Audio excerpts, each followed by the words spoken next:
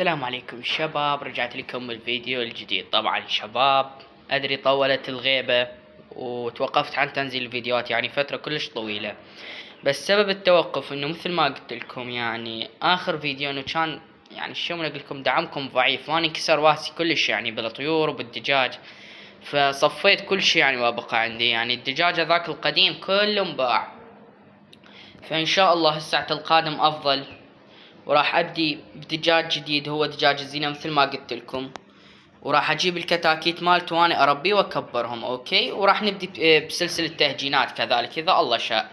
وطبعا كذلك ماكو مبروك لان نجحت حاليا يعني متفرغ لكم فول.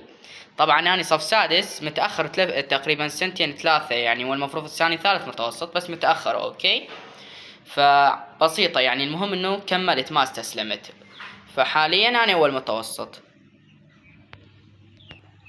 مثل ما تشوفون هذا الحلال الجديد.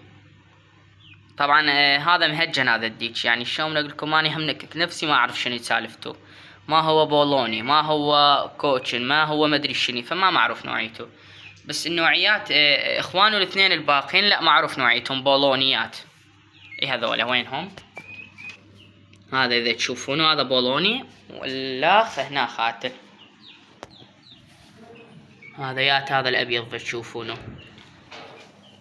طبعا الفيديو راح يكون قصير بس كتعريف مثل ما قلت لكم انه راح نرجعوا هاي، وكذلك انه شدوا حيلكم بالتفاعل شوية. اوكي، ومع السلامة.